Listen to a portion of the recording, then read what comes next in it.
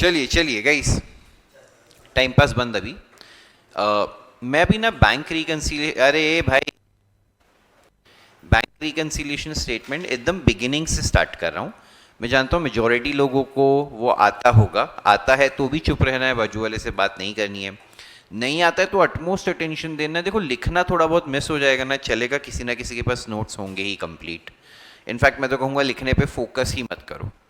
The entire focus should be on understanding. तुम्हारे पास तो पूरे नोट्स लिखे हुए हैं ना, तो तुम जो नए स्टूडेंट्स हैं, अपना जो ग्रुप अब बना हुआ है उसमें शेयर कर सकते हो बीआरएस के नोट्स, ठीक है। तो तुम्हारे लिए अभी का काम सिर्फ अपना थोड़ा टाइम सेव होएगा, सिर्फ समझने के पर्सपेक्टिव से ध्यान दीजिए। तो बैंक रिकन्सिलिएशन स्टेटमेंट क्या होता है? बेसिकली हम ये कर रहे हैं कि हम लोग, हमारा अगर एज एन इंडिविजुअल, मैं मेरी जो बुक्स ऑफ अकाउंट्स मेंटेन करता हूँ, बुक्स ऑफ इंडिविजुअल, मैं उसमें बैंक के साथ होने वाले सभी ट्रांजैक्शंस का एक रिकॉर्ड रखता हूँगा। उस बैंक से होने वाले सारे ट्रांजैक्शंस को मैं कहाँ रिकॉर्ड करता हूँ? कैश बुक में। कैश बुक के भी कौन से कॉलम में? कैश बुक का bank column is nothing but your bank account essentially. Do you guys agree? Cash book का bank column is nothing but our bank account. जब भी इस चैप्टर में मैं कैश बुक की बात करूंगा, अगर मैंने कुछ बोला नहीं है तो you have to assume we are talking about the bank column of cash book. ये बात क्लियर रहेगी सबके माइंड में? If nothing is mention we are talking about bank column of cash book. जब मैं कैश बुक में लिखता हूं तो अगर मैं कुछ भी पैसा डिपॉजिट करता हूं तो ये साइड पे आता है डिपॉजिट्स या रिसीट्स, क्योंकि बैंक मेरे लिए क्या है? असेट। जितना पैसा डिपॉजिट करूंगा मेरा असेट बढ़ेगा, बढ़ाने के लिए डेबिट। तो डेबिट साइड पे डिपॉजिट्स या रिसीट्स आते हैं। Do you guys agree? Credit side पे क्या आते हैं? Withdrawals and payments, right? अभी एज एन इंडिविजुअल हम बैंक पे भरोसा नहीं करते थे, हजारों करोड़ों के बैंक्स पे, और अपने बुक्स ऑफ अकाउंट्स में सारे रिकॉर्ड्स मेंटेन करते हैं। आपको लगता है कि बैंक्स हम पे भरोसा करते होंगे? नहीं। तो बैंक्स भी अपनी बुक्स में, बुक्स ऑफ बैंक में किसका अकाउंट बनाते होंगे? इंडिविजुअल का अकाउंट बनाते होंगे कि नहीं बनाते होंगे? जिसमें इंडिविजुअल के साथ होने वाले सभी ट्रांजैक्शंस बैंक रिकॉर्ड करता होगा, हाँ या ना? अभी जैसे हमारे लिए बैंक असेट है, इंडिविजुअल के लिए बैंक नॉर्मली एक असेट है। देखो, ओवरड्राफ्ट होगा तो लाइबिलिटी हो जाएगा, वो पूरा गेम बदल जाएगा, उसकी बात जाने दो। बट नॉर्मली हमारे लिए बैंक क्या है? असेट। बैंक के लिए हम नॉर्मली क्या होंगे? लाइबिलिटी। क्या होंगे? Because we have given money to the bank, हमको वापस लेना बाकी है। Bank in the future has to pay us money, right? तो बैंक के लिए हम क्या हैं? लाइबिलिटी। तो जब भी मैं डिपॉजिट करूंगा बैंक के सर पे लाइबिलिटी बढ़ेगा, तो डिपॉजिट्स या रिसीट्स ये साइड पे आएगा या नहीं आएगा? और जब जब मैं पैसे विड्रॉ करूंगा तो बैंक के सर पे से बर्डन कम होएगा, तो विड्रॉल्स और पेमेंट्स ये साइड पे आएगा कि नहीं आएगा गाइस? हाँ है ना? तो बुक्स ऑफ बैंक में जो इंडिविजुअल अकाउंट बनेगा उसमें क्रेडिट साइड पे डिपॉजिट्स रिसीट्स आएगा और डेबिट साइड पे withdrawal payments. Do you guys agree? Individual account जो बना रहा है बैंक, उसको हम कहते हैं पासबुक, या आपका बैंक स्टेटमेंट भी कह सकते हो आप, है ना? अभी कोई बच्चा बोलेगा, अरे सर पासबुक तो मेरे पास घर पे पड़ी है, मेरे डैड के पास पड़ी है, तो बैंक उसमें एंट्री कैसे करता है? तो passbook is nothing but a xerox copy of the individual account in the books of bank, जो बैंक आपको रेफर करने के लिए देता है। आप रात को घर में उसमें एंट्री पास कर सकते हो क्या? पासबुक कंप्लीट कराने के लिए कहाँ जाना पड़ता है? बैंक। आप बैंक वाले को जाते हैं, पासबुक देते हैं, वो भर के देता है, करेक्ट? तो all the records in the passbook are completed by the bank, it's just आपको पास उसका एक कॉपी रहता है।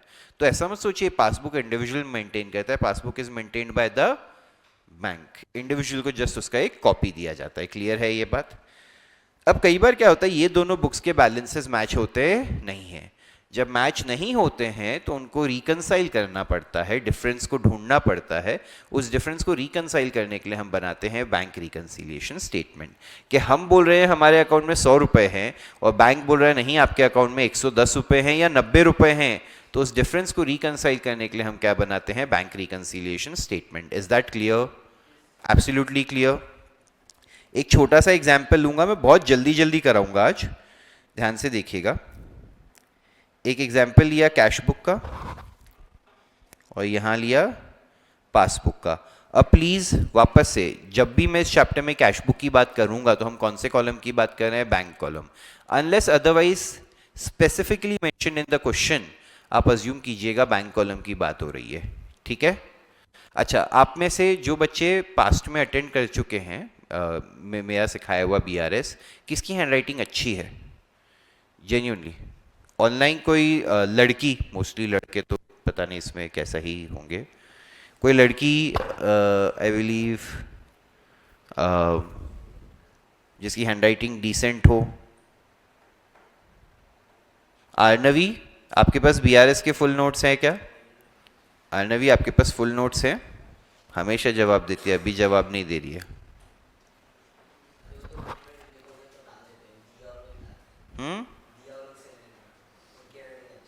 ए चल भी नहीं है, ठीक है चलेगा। मैं किसी को बोलता हूँ, कोई एक जन जिसकी हैंडराइटिंग अच्छी हो ना, बीआरएस के पूरे नोट्स का इमेजेस डाल देना। तो क्योंकि क्या अपन बहुत लिमिटेड सम्स क्लास में अभी कर पाएंगे, गाइस गाइस गाइस, अपन बहुत लिमिटेड सम्स अभी क्लास में कर पाएंगे, तो मैं चाहता हूँ बाकी के सम्स का भी एटलीस्ट सबको सोल्यूशन मिल जाए in the method that I am teaching, okay चलेगा। तो गाइस ये एक एग्जाम्पल ले लेते हैं। समझो कैश बुक में ऑब्वियसली डेबिट बैलेंस है, यहाँ पे एग्जाम्पल में टू बैलेंस ब्रॉट डाउन, महीने के स्टार्ट में 50 रुपया। दिस इज लेट्स से 2025 मार्च 1। फिर यहाँ पे है 2A 100 रुपया, यहाँ पे है 2B 200 रुपया और इतना है। यहाँ पे क्रेडिट साइड पे है by X 60 rupees, by Y 100 rupees, ठीक है। और इस वजह से यहाँ पे बाय बैलेंस कैरिड डाउन है, कितना आ जाएगा? 350 माइनस 160, 190 आ जाएगा कि नहीं आ जाएगा? By balance carried down 190। अब ओपनिंग बैलेंस तो सेम है, यहाँ पे क्रेडिट साइड पे आएगा, एक सेकेंड ना,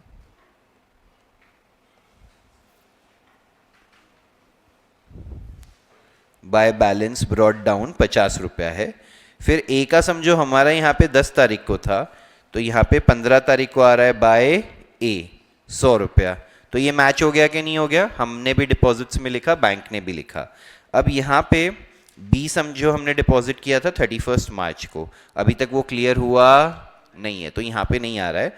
बट यहाँ पे 28 को एक और पार्टी है बाय सी, जिसका 30 रुपीज़ या लेट से 120 रुपीज़ बैंक अकाउंट में आया है। इसने डायरेक्ट डिपॉजिट किया था, हमको इंटीमेशन नहीं मिला, तो हमने कैश बुक में लिखा नहीं है, बट बैंक को पता चला, उन्होंने पासबुक में लिख दिया है।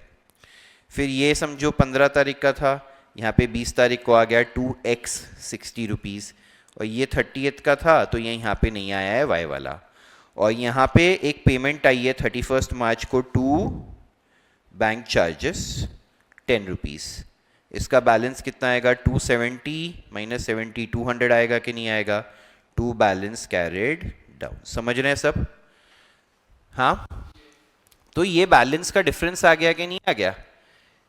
कैश बुक में 190 है, क्रेडिट डेबिट बैलेंस है, यहाँ क्या है? Credit balance. देखो ऑपोजिट नेचर तो रहना ही है, मेरे लिए एसेट है, सामने वाले के लिए मैं लायबिलिटी हूँ, तो मेरी बुक्स में डेबिट बैलेंस, उसकी बुक्स में credit balance.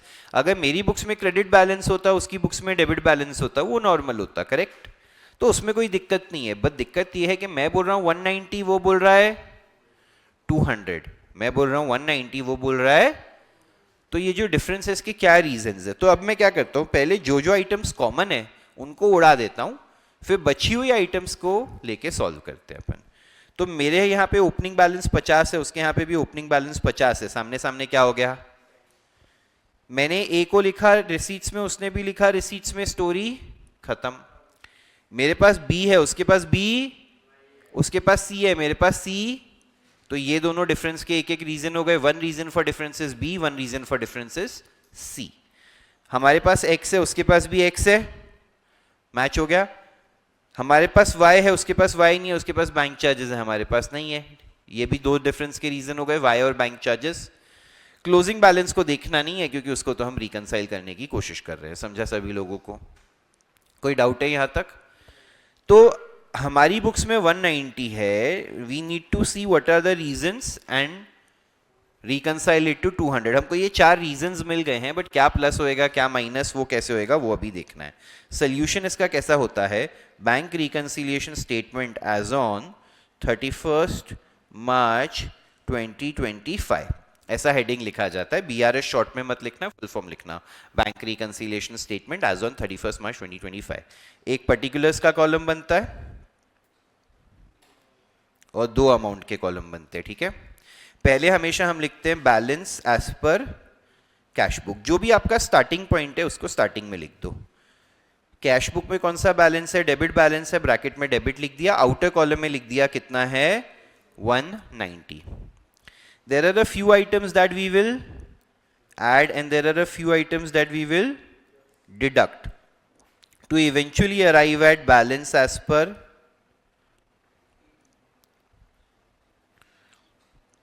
passbook, which should be credit balance of 200. Do you guys agree? हाँ या ना? ठीक है। अब इसके बीच का रिकंसिलिएशन हम कैसे सॉल्व करेंगे वो सवाल है, ठीक है सर। तो एक काम करते हैं, आइटम्स देखते हैं। अभी अगर मैं कैश बुक से स्टार्ट कर रहा हूं, मुझे पासबुक के बैलेंस पे पहुंचना है, तो जैसा पासबुक ने किया है मैं वैसा करूंगा। हमने 200 रुपये का डिपॉजिट दिखाया, उन्होंने दिखाया क्या? नहीं, तो हम 200 रुपया माइनस कर देंगे हमारे बैलेंस में से। लेस में फर्स्ट आइटम लिख लेंगे cheques deposited but not cleared, right. B का चेक हमने डिपॉजिट किया होगा, अभी तक क्लियर हुआ नहीं है, तभी हमने कैश बुक में लिखा है, पासबुक में आया नहीं है, क्योंकि बैंक तो क्लियरिंग होने के बाद लिखता है, राइट। तो ये 200 रुपया मैंने यहां पे लिख दिया लेस, क्योंकि मुझे बैंक के बैलेंस से रिकंसाइल करना है, तो जैसा उन्होंने किया है मैं वैसा करूंगा।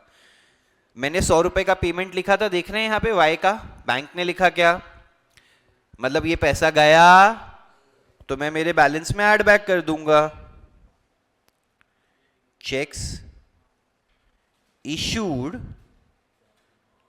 but not presented for, correct. मैंने चेक इशू किया बट अभी तक सामने वाला पैसे मांगने आया नहीं है, इसीलिए पैसा गया नहीं है। फिर बैंक ने डिपॉजिट में 120 रुपया लिखा है ना, बैंक ने मेरा बैलेंस बढ़ाया तो मैं भी बढ़ा दूंगा, ऐड में लिख दूंगा direct deposit by customer, correct. C ने हमारे अकाउंट में डायरेक्ट डिपॉजिट किया, जो हमें पता चला नहीं था, तो हमने नहीं लिखा था, अभी पता चला तो लिख लेते हैं। और बैंक चार्जेस में हमारे अकाउंट में पैसा डिडक्ट हुआ है, तो यहां पे लिख देता हूं bank charges recorded in passbook only, कितना रुपया 10 रुपया, हो गया क्लोज सम। अभी इसको प्लस माइनस करके देखते हैं कि हमें वही बैलेंस मिलता है या नहीं मिलता है। 100 120 220, 220 और 190 कितना हो जाएगा 410, 410 में से ये माइनस होएगा 210, बचेगा 200। आंसर टैली हो गया कि नहीं हो गया? तो हमने क्या डिफरेंसेस हैं उनको ऑर्गेनाइज भी किया इन अ वे कि क्या प्लस होगा क्या माइनस होगा टू अराइव एट दिस 200। अभी कोई बोलेगा सर सॉरी इन्फॉर्मेशन थी, तो ये चैप्टर का रेलेवेंस क्या है? आपको सम्स में ये 200 दिया नहीं होगा, ये आपको ढूंढना होगा। काफ़ी केसेस में दिया रहेगा, तो इन्फॉर्मेशन को अरेंज करके आपको एक बार क्रॉस चेक करने का मौका मिलेगा कि whether my answer is right और wrong. Is that clear guys? ठीक है, तो अभी अगर इसको एक शॉर्टकट वे में सॉल्व करने जाएं, एक हम वर्किंग नोट बनाते हैं। ये है कैश बुक, ये है पासबुक, ये है डिपॉजिट रिसीट, ये है विड्रॉल पेमेंट, ये है विड्रॉल पेमेंट, ये है डिपॉजिट रिसीट, हाँ या ना? जो जो डिफरेंसेस है सिर्फ उनको यहां पे नोट करो, बट बैलेंसेस को यहां पे मत लिखो। किस चीज को मत लिखो? बैलेंसेस को। तो ये जो है यहाँ पे 200 और 100 था डिफरेंस का रीजन कैश बुक में, 200 बी वाला और 100 एक्स वाई वाला, करेक्ट। तो यहाँ पे एक 200 रुपए का डिपॉजिट है बी का जो पासबुक में नहीं है, वाई का यहाँ पे 100 रुपीज का पेमेंट है जो पासबुक में नहीं है। यहाँ पे बैंक चार्जेस का 10 रुपीज का पेमेंट है जो कैश बुक में नहीं है, और मिस्टर सी का 120 का डिपॉजिट है जो कैश बुक में नहीं है, करेक्ट। जो जो डिफरेंस के रीजंस हैं उनको जो जहां जहां अपीयर कर रहा है वहां वहां लिख देने का पहले, और सिंपल है फिर देखने का स्टार्टिंग पॉइंट क्या है। स्टार्टिंग पॉइंट कौन सा बैलेंस है, डेबिट बैलेंस है या क्रेडिट बैलेंस है। You are starting with cash book, cash book का कौन सा बैलेंस है स्टार्टिंग में, डेबिट। कौन सा बैलेंस है गाइस, डेबिट। तो सिंपल है, दोनों डेबिट साइड पे माइनस, दोनों क्रेडिट साइड पे plus, as simple as that. Simple याद रखना, अगर स्टार्टिंग पॉइंट डेबिट है तो दोनों डेबिट पे माइनस, क्रेडिट पे प्लस। अगर स्टार्टिंग पॉइंट यही क्रेडिट बैलेंस होता, समझो क्वेश्चन में दिया होता कि कैश बुक में ओवरड्राफ्ट है, ओवरड्राफ्ट है मतलब क्रेडिट बैलेंस होता, तो दोनों क्रेडिट साइड पे माइनस आता, डेबिट पे प्लस आ जाता है, या ना। तुमको समझ रहा है क्या चल रहा है यहाँ पे गाइज। ये जो पहले मैंने बताया ना, ये ऐसे सोच सोच के प्लस माइनस करना, वो बहुत लॉन्ग मेथड है, काफ़ी बच्चे एग्जाम में ऐसे ऐसे ऐसे कुछ करते रहते हैं अजीब चीज़ें, वैसा अपने को नहीं करना है। अपन ने सिंपल से एक वर्किंग नोट बनाया, जो जो डिफरेंस की रीजंस थी उनको नोट किया, फिर क्वेश्चन में देखा कि स्टार्टिंग पॉइंट क्या है, डेबिट है तो डेबिट साइड पे माइनस, क्रेडिट साइड पे प्लस। सोल्यूशन आपको लिखना यही है, बट क्या प्लस करना है क्या माइनस, उसका आपको शॉर्टकट में समझ गया, हाँ या ना।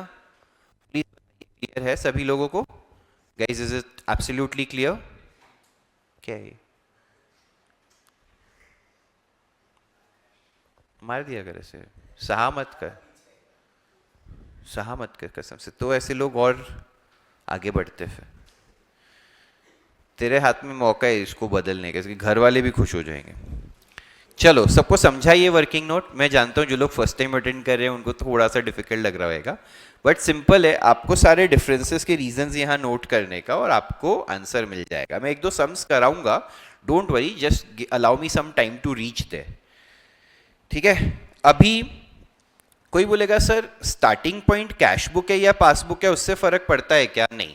स्टार्टिंग पॉइंट आपको सिर्फ ये देखना है डेबिट बैलेंस है या क्रेडिट बैलेंस है। डेबिट बैलेंस है चाहे कैश बुक का है चाहे पासबुक का, उससे फर्क पड़ता।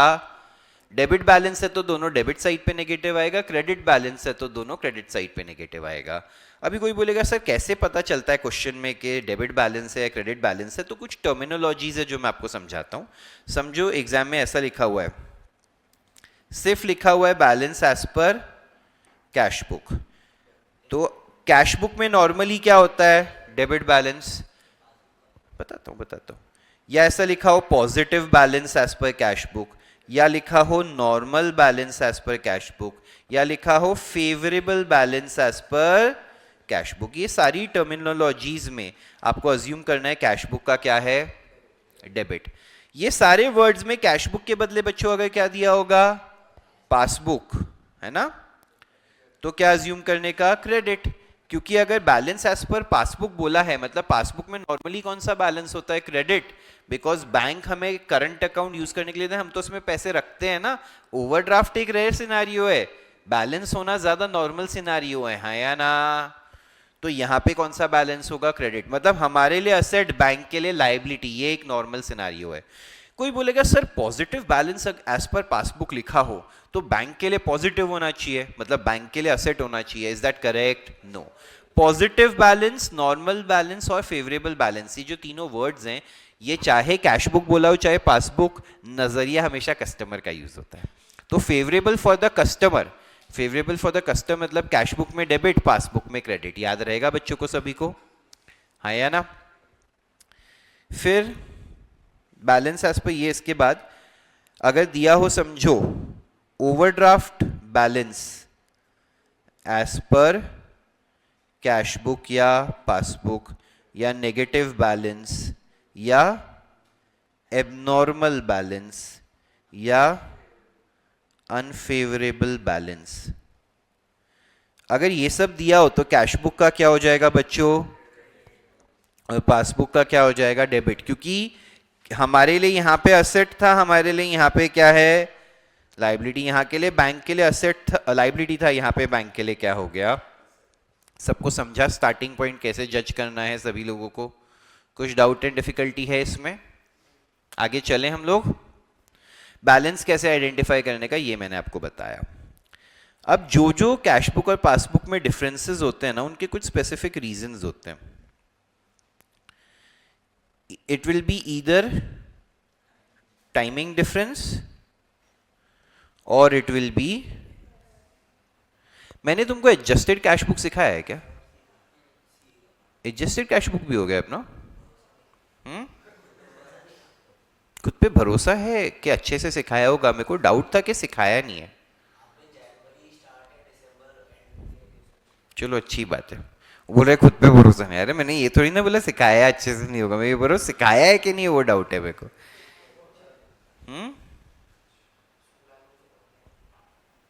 कौन? हाँ मेरे को पता था आज कम लोग आएंगे। मतलब आई एम तो स्टिल वेरी हैप्पी कि there are about so many people, मतलब ऑफलाइन भी ऑनलाइन भी, बट ठीक है चलो। बट ये रिवीजन मैं तो मानता हूँ अगर बीआरएस किसी को गैप हो गया है तो मैं सारे कॉन्सेप्ट्स करवा दूंगा। आना वुड बी वेरी यूजफुल और attending online also would be very useful, ये मैं आपको गारंटी से बोल सकता हूँ। टाइमिंग डिफरेंस क्या होता है? कुछ चीज़ें ऐसी होती है जो पहले हमें पता चलती है, हमें मतलब इंडिविजुअल को। जैसे अगर आज मुझे किसी से चेक मिला, मैंने बैंक में डिपॉजिट किया, तो पहले हमें पता चला। बैंक उसकी एंट्री कब पास करता है? जब वो चेक क्लियर होता है 2-3 दिन बाद। तो ऐसे केस में कुछ चीज़ें होती हैं जो पहले हमें पता चली तो हम उसे बोलते हैं, क्या वर्ड यूज करते थे हम? रिकॉर्डेड बाय इंडिविजुअल नहीं, क्या लिखते थे यहाँ पे वर्ड एक? हाँ recorded by us, not recorded by bank. Thank you. Recorded by अस मतलब कैश बुक में आया, पासबुक में नहीं आया। समझ लो आज अगर मैंने ये भाई सबको चेक दिया 10,000 रुपए का, आज क्या तारीख है? आज 6 फरवरी है, 6 मार्च है सॉरी, 6 फरवरी तो अलग था। हाँ हाँ ठीक है कोई बात नहीं, 6 मार्च है तो आज 6 मार्च है, समझो मैंने इसको चेक दिया 10,000 रुपए का। मैंने तो मेरे बुक्स ऑफ अकाउंट्स में कैश बुक में पेमेंट साइड पे आज ही लिख दिया। अभी समझो ये बोलता है मेरे एग्जाम्स चल रहे हैं, मैं मार्च के बाद अप्रैल में डिपॉजिट करके उस पैसे से पार्टी करूंगा। तो 31 मार्च तक इसने तो चेक डिपॉजिट नहीं किया, मैंने कैश बुक में लिख दिया, तो कैश बुक में ये ट्रांजैक्शन आ गया है बट पासबुक में आएगा नहीं। सेकेंड ऐसी चीजें होती हैं which are recorded by bank, not recorded by us. ऐसी चीजें जो बैंक को पहले पता चलती है, कैश बुक में नहीं आई है, पासबुक में आ गई है। जैसे अगर किसी ने डायरेक्ट डिपॉजिट कर दिया है बैंक अकाउंट में तो पहले बैंक को पता चलता है, या बैंक ने कुछ बैंक चार्जेस चार्ज किए, इंटरेस्ट चार्ज किया, इंटरेस्ट क्रेडिट किया, इंटरेस्ट दिया लिया दोनों, या हमको समझो रिलायंस के शेयर्स ले रखे उसका डिविडेंड आया सीधा बैंक अकाउंट में आ गया।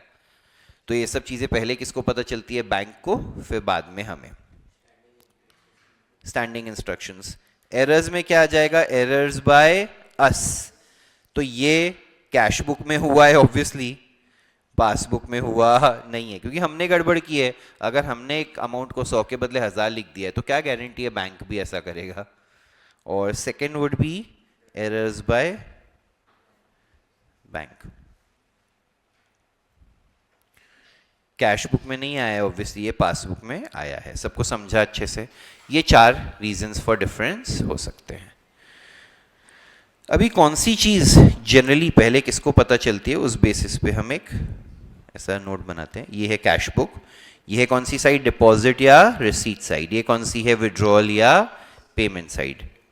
डेबिट क्रेडिट, याद रखना डेबिट क्रेडिट साइड्स वही रहती है। डिपॉजिट विड्रॉल इधर, डिपॉजिट रिसीट इधर डेबिट में उधर क्रेडिट में चले जाएगा पासबुक में, विड्रॉल पेमेंट इधर क्रेडिट में उसमें डेबिट में चले जाएगा। डेबिट क्रेडिट को मत बदल देना अपने टैलेंट से, ठीक है? कैश बुक में कौन से ट्रांजैक्शन है जो पहले रिकॉर्ड होंगे? पहला checks deposited but sorry not cleared. ठीक है, हमने चेक डिपॉजिट किया, हमने लिख लिया। बैंक कब लिखेगा? जब वो चेक क्लियर होगा। समझा सभी लोगों को? यहां पे पहले कौन सा आता है? Cheques issued but not presented for payment, right? हाँ, हमने चेक इशू कर दिया है तो हमने कैश बुक में क्रेडिट साइड पे लिख लिया है, पासबुक में अभी तक आया नहीं है। कोई डाउट इसमें? मैंने ये दो लिखा है, उसके बाद कभी भी इसमें कुछ एडिशनल करवाया मैंने? नहीं, इतना ही रह गया इसमें हमेशा, बाय द एंड ऑल्सो। ठीक है, तो इंडिविजुअल को यही दो चीजें पहले पता चलती है। अभी पासबुक में ये थोड़ा इंटरेस्टिंग हो जाता है। पासबुक में ये कौन सी साइड है, ये कौन सी साइड है? Do we guys agree here?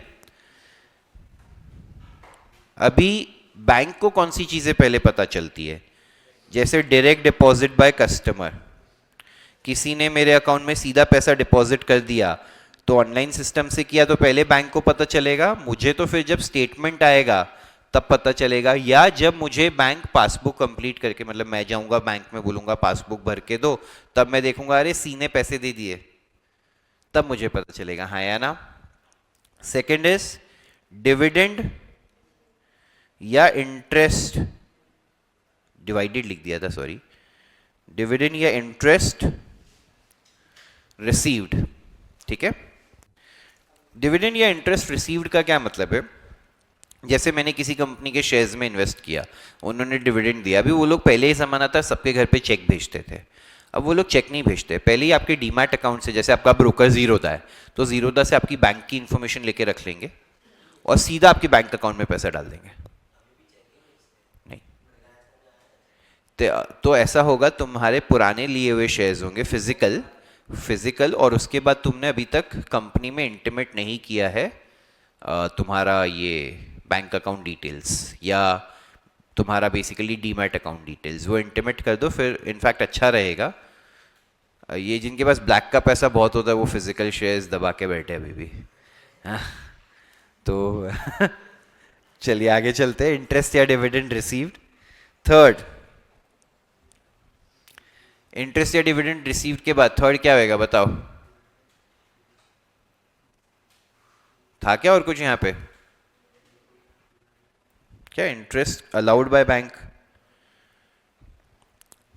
अगर बैंक ने इंटरेस्ट दिया तो वो भी मेरे अकाउंट में क्रेडिट करेगा, तो वो डिपॉजिट साइड पे आ जाएगा। अभी पेमेंट साइड पे ऐसा क्या होता है? सबसे पहला बैंक चार्जेस तो कंप्यूट बैंक करता है, पता भी उनको ही रहता है, तो मेरे अकाउंट से निकालेगा तो वही निकालेगा। Standing instructions, very good. Standing instructions क्या चीज के लिए रहता है? जैसे इलेक्ट्रिसिटी बिल हो गया या ऐसे कोई बिल्स हो गए, मैंने एक बार बैंक को बोला हर महीने जब ये बिल आएगा आप पे कर देना, अब मैं हर महीने भूल जाता हूँ, बैंक पे करके एंट्री पास कर देता है, मुझे जब स्टेटमेंट आता है तब पता चलता है अच्छा 800 रुपए का इलेक्ट्रिसिटी बिल आया था या फोन बिल आया था 1200 रुपए का। इंटरेस्ट पेड, अगर मैंने बैंक से लोन ले रखा है, मेरे अकाउंट से इंटरेस्ट पे करना है तो बैंक ऑटोमेटिकली पे कर देगा, फिर मुझे अगले महीने पता चलेगा कितना इंटरेस्ट है। फोर्थ,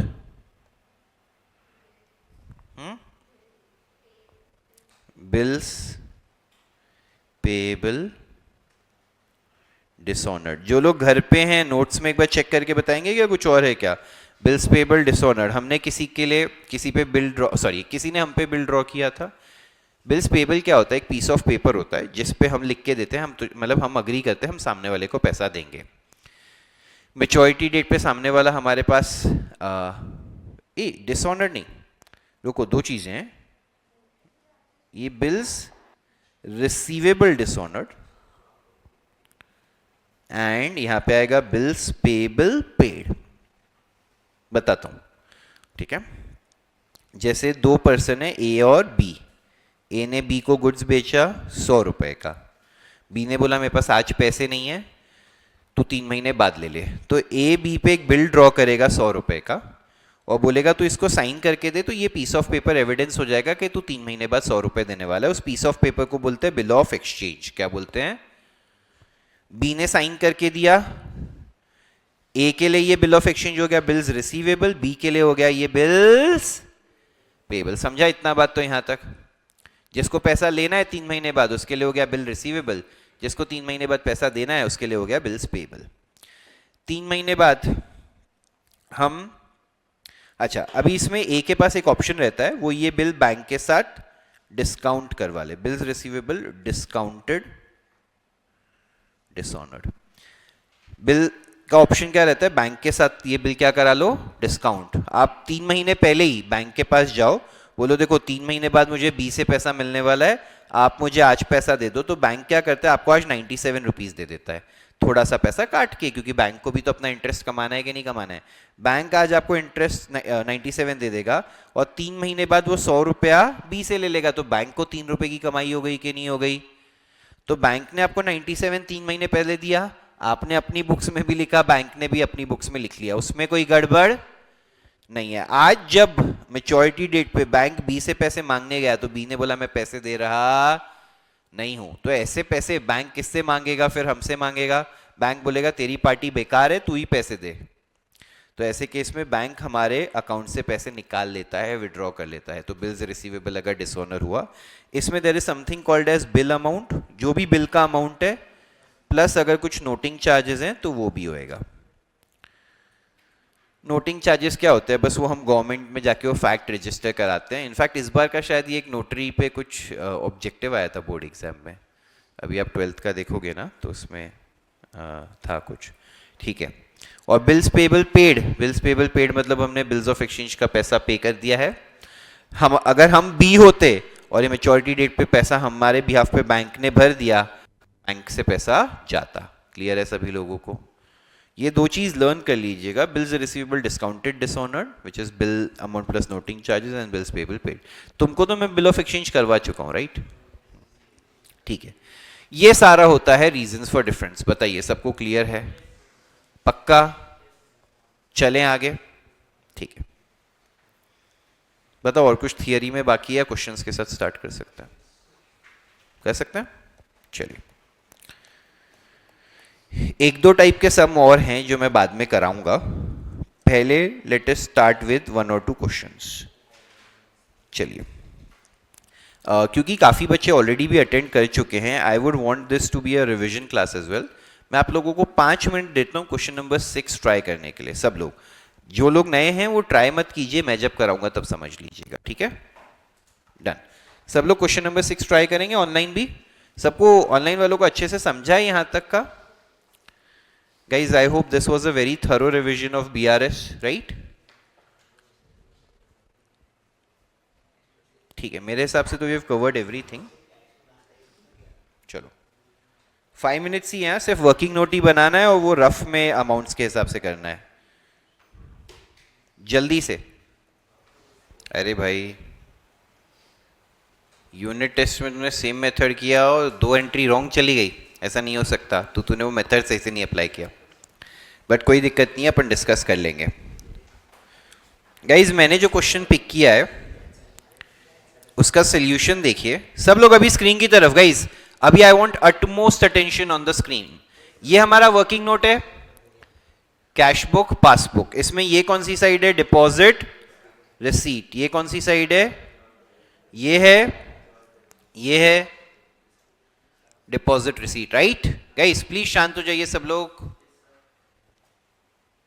अब यहां पे देखिए, from the following particulars prepare a bank reconciliation statement as on 31st December 2022. On 31st December 2022, the cash book of a firm showed a bank balance of 60,000 debit balance. तो 60,000 रुपए का debit balance था cash book में। ये मेरे सम के working note में कहीं जाने वाला नहीं है। बैलेंसेस को हम वर्किंग नोट में नहीं लिखते हैं, वो फाइनल सोल्यूशन का पार्ट है, वो बाद में देखते हैं। Cheques has been issued for 15 lakhs, out of it cheques worth ₹4 lakh only were presented for payment. हमने कितने के चेक्स इशू किए? 15 लाख। जैसे ही हमने इशू किए, हमने कैश बुक में पेमेंट साइड पे 15 लाख लिख दिया। Do you guys agree? बस उसमें से कितने के चेक क्लियर हुए हैं? 4 लाख के। तो यहां पे कितना आया है बच्चों? 4 लाख। तो मैच हो रहा है क्या अमाउंट? डिफरेंस कितने का है? जहां पे ज्यादा रहेगा वहां पे वो अमाउंट छोड़ देने का। हाँ या ना? कितना डिफरेंस मिल गया? 11 लाख। Is that clear? एक और चीज बता देता हूं, क्योंकि ये रिकंसिलिएशन यहाँ पे हम 31 दिसंबर तक का बना रहे हैं, अगर कोई चेक 31 दिसंबर के बाद क्लियर हुआ होता तो मुझे उससे फर्क नहीं पड़ता ना, क्योंकि मैं तो 31 दिसंबर तक का ही रिको बना रहा हूं। टाइमिंग डिफरेंस का ये मतलब है एक बुक में आ जाएगा, एक बुक में कल तो आएगा ही, बट मंथ एंड तक आ रहा है कि नहीं आ रहा है वो सवाल है। जिस दिन का मैं बैलेंस कंपेयर कर रहा हूं उस दिन तक आ रहा है या नहीं आ रहा है वो सवाल है, हाँ या ना। आगे बढ़ते हैं। Checks worth 11 lakh 40 were deposited in the bank on 28th December but had not been credited by the bank. In addition to this, one check for 5 lakh, ये addition to this वाला बाद में देखते हैं। हमने कितने के चेक्स डिपॉजिट किए? 11 लाख 40, तो हमने यहाँ पे 11.4 लाख लिखा, करेक्ट। यहाँ पे क्या आया है इसके बदले? ठेंगा। कोई भी चेक क्लियर हुआ नहीं है। Next. In addition to this, one check of 5 lakh was entered in the cash book on 30th December, but was banked on 3rd Jan.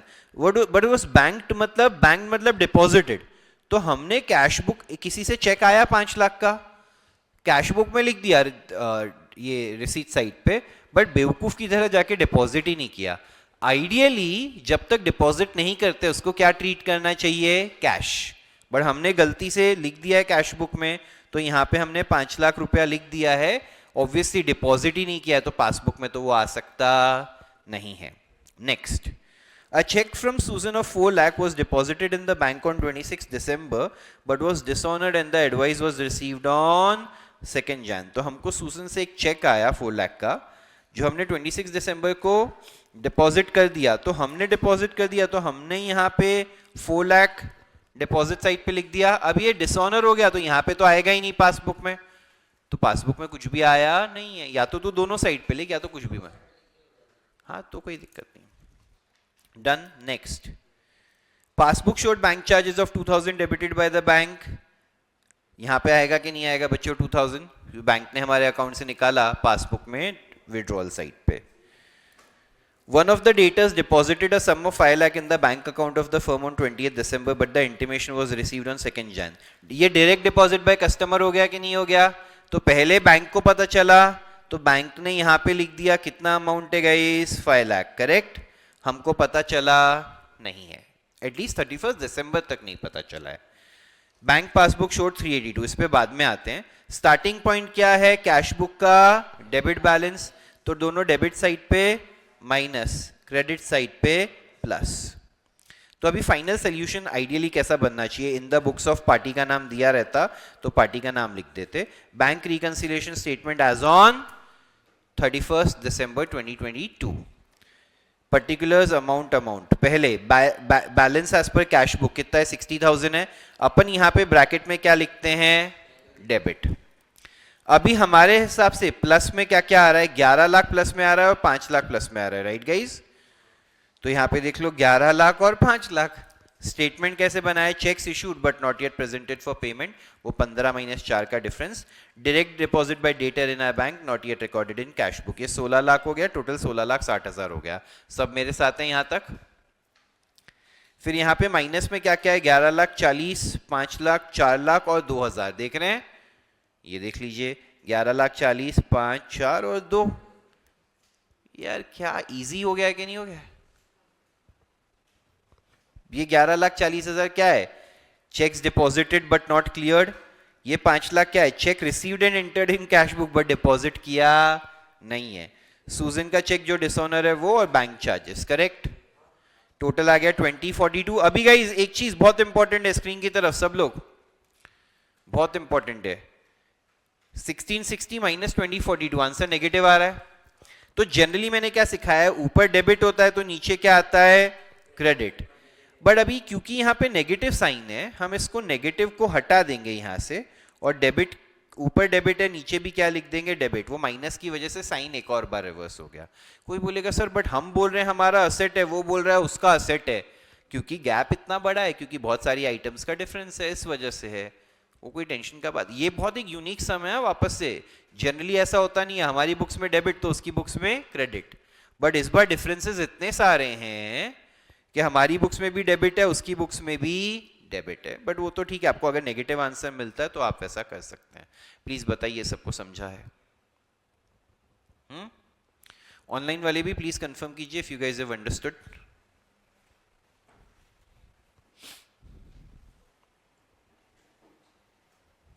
ठीक है।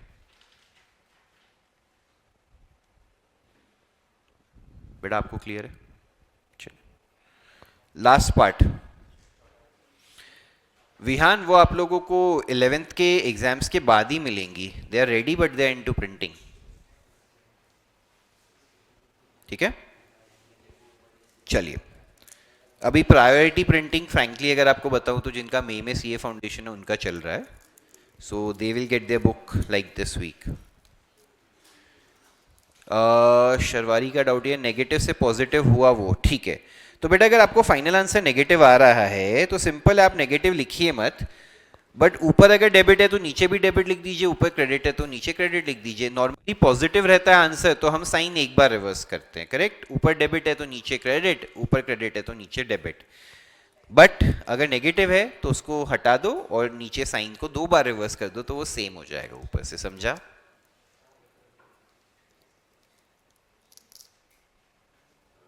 डन। चलिए एक दो सम और करते हैं।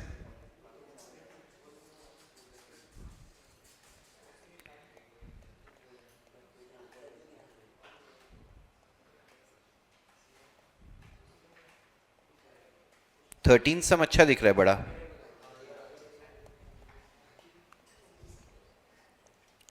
Guys you have to solve the 13th sum. ठीक है बेटा, आप कुछ थोड़ा सा भी ट्राई कर पाएंगे तो कीजिए, ठीक है ना। और कौन है जो एकदम न्यू स्टूडेंट है? भाई देखो समझा है क्या? देखो मैं नहीं कह रहा हूँ कि 100% समझ गया रहेगा, देखो थोड़ा बहुत, मैं थोड़ा क्या ज़्यादा प्रैक्टिस लगेगा। जो लोग न्यू स्टूडेंट्स हैं उनके लिए मैं अभी एक अनाउंसमेंट कर देता हूँ, फिर मैं भूल जाऊँगा, बट तुम्हारी ड्यूटी है यही याद रखना। तुम चाहो तो संडे को मेरा यहाँ पे 12th वालों का क्लास है जिनका मई में सीए फाउंडेशन का एग्ज़ाम है। मेरा क्लास है कुछ 8 to 1:30 या कुछ लंबा क्लास है, एक बार टाइमिंग कंफर्म कर लेना, 7:30 to 1:30 या क्या टाइमिंग है। आप दोनों या ऑनलाइन भी कोई अगर ऐसा बच्चा है तो वो ऑफलाइन आ सकता है, ठीक है। तेरे को आने का जरूरत नहीं है भाई। नहीं तू मत आ, मैं सीरियसली बोल रहा हूँ, तू मत आ। नहीं तू मत आ, तू टाइम पास करेगा, तू सिर्फ टाइम पास के लिए आ रहा है, मैं जानता हूँ। तेरे पास आपका एक्सेस है ना, तू वीडियोस देख उधर।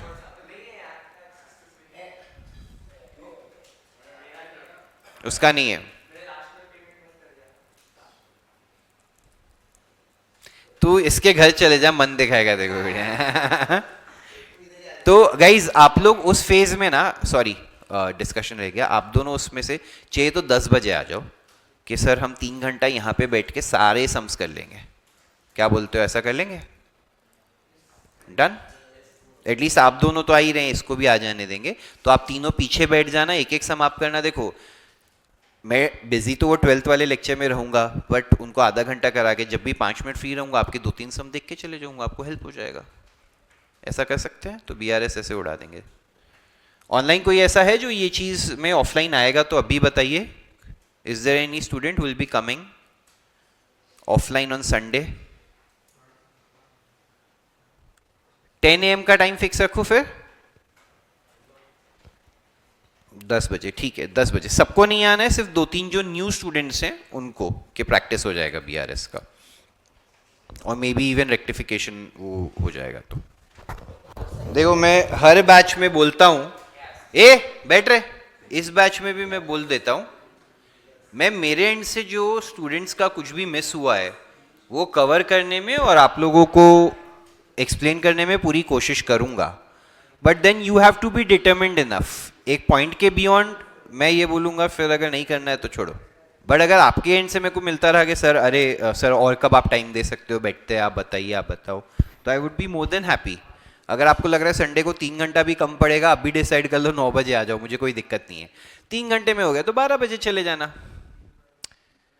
9 बजे आना है तो 9 बजे का सोच लो कि सर ऐसा कर लेते हैं 9 बजे आते हैं, 9 बजे से स्टार्ट करते हैं, जल्दी हो गया तो 12 बजे निकलेंगे, नहीं हुआ तो 1 बजे तक का टाइम रहेगा हमारे पास, 4 घंटा। तो सोच लो वो चीज, आज जाने से पहले मुझे बता के जाना दोनों जन, ठीक है। चलो guys we'll start with this sum. कई लोगों को आंसर जानना होगा, आंसर है 25210। कई लोग हीरो बन के आंसर चिल्ला रहे थे, पूरा गलत आंसर चिल्ला रहे थे। 29210 कई लोग चिल्ला रहे थे आंसर, कोई बात नहीं। गाइस देखिए अभी सब लोग अभी, अरे ओ भाई यहाँ पे सब, एक तो फिर पीछे क्यों देख रहा है, तेरे को डिफिकल्टी है तो जाने देना उन लोगों को। तेरे को लाइफ में कुछ बनना है कि नहीं बनना है? यस। उल्टा ये सब तेरे को तो इंस्पिरेशन देना चाहिए कि ये सब जो ध्यान भटकाने वाली चीजें उससे डिस्ट्रैक्ट नहीं होना।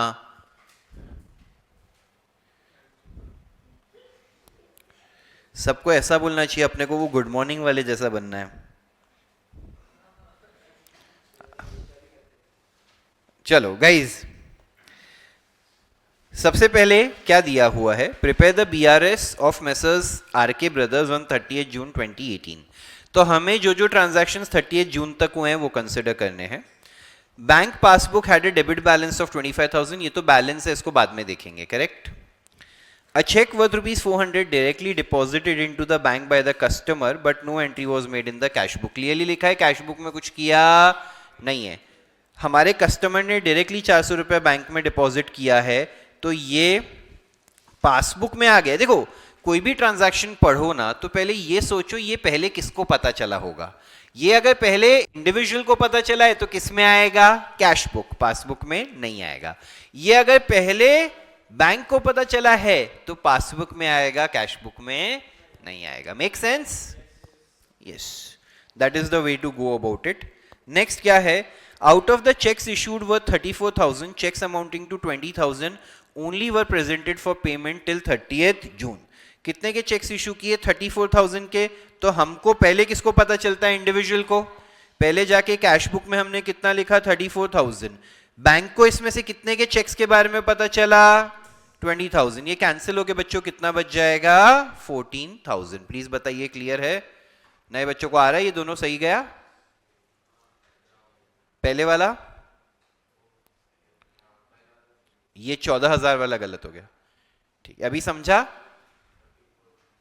देख, अपन ने 34,000 के चेक्स इशू किए है ना, तो हमको 34,000 पता चला, अपन ने यहां पे लिख दिया 34, बट उसमें से कितने के चेक्स क्लियर हुए, तो बैंक ने कितना लिखा, 20, बैलेंस 14। डिफरेंस तो 14,000 की वजह से ही है ना यार। Next, a check for 4,000 received and entered in the cash book but it was not sent to the bank। पिछले सब में भी कराया था, 4,000 रुपए का चेक आया, हमने एंटर कर दिया यहाँ पे कैश बुक में, बेवकूफ की तरह बैंक में भेजा ही नहीं। अगर भेजा ही नहीं है बैंक में तो क्लियर होके पासबुक में आ सकता है क्या बच्चों? नहीं। इसका effect is similar to cheque deposited but not cleared, but this is not that, this is check received and entered in cash book but not yet deposited। Please हम बीच में बात मत करो ना यार, वो बहुत डिस्ट्रैक्ट होता है please. checks worth 20,000 had been, पागल हो क्या मैं? हाँ, अभी बोला, अभी बोलता हूं तो ऐसे एक्सपेक्ट करते हो एकदम चुप हो जाएगा बच्चा। Checks worth 20,000 had been sent to the bank for collection, but the collection was reported by the bank as under। तो 20,000 रुपए के चेक्स हमने डिपॉजिट किए, 14,000 के चेक तो 30 जून के पहले ही आ गए, 4,000 का 10 जुलाई को, 2,000 का 12 जुलाई को। ये दोनों से मुझे फर्क पड़ता क्योंकि मुझे तो 30 जून तक का ही देखना है। तो हमने 20,000 के चेक डिपॉजिट किए और यहां पे कितना क्लियर हुआ है, 14,000। तो 6,000 डिफरेंस हो जाएगा कि नहीं हो जाएगा?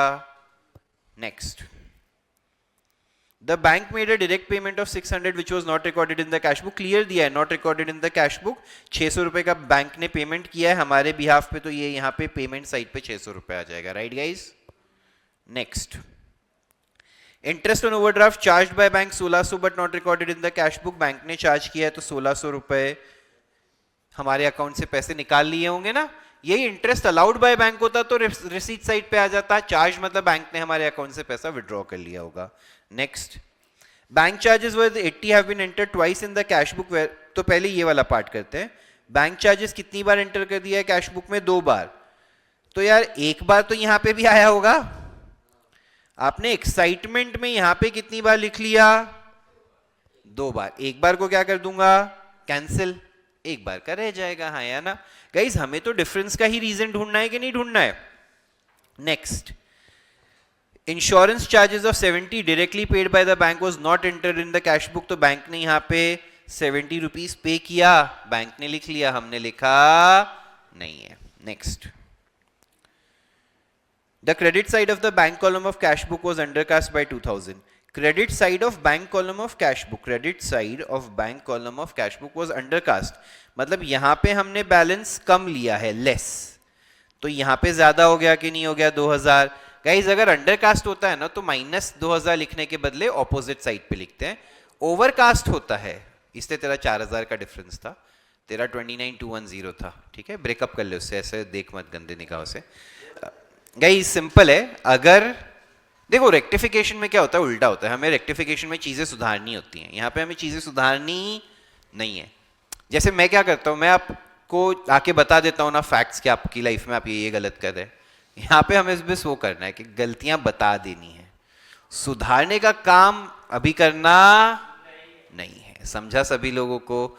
तो ये 2000 यहाँ पे कम, तो यहाँ पे ऑटोमेटिकली ज्यादा हो गया, हाँ या ना, इसीलिए हमने उसको ऑपोजिट साइड। अगर यही कोई चीज ओवरकास्ट लिखी होती ना तो जो साइड पे बोला है मैं वही साइड पे लिखता है ना, ज्यादा है ना तो उधर ज्यादा दिख रहा है वहां लिख दिया, कम दिख रहा है तो ऑपोजिट साइड पे लिख दिया, करेक्ट। Any problems? रेक्टिफिकेशन में ऐसा लिखना ही नहीं होता है ना अपने को। स्टेटमेंट कैसे लिखते हैं, जैसे परचेज अकाउंट ओवरकास्ट, तो डेबिटेड एक्सेस हो गया तो ऑपोजिट इफेक्ट क्रेडिट कर देंगे।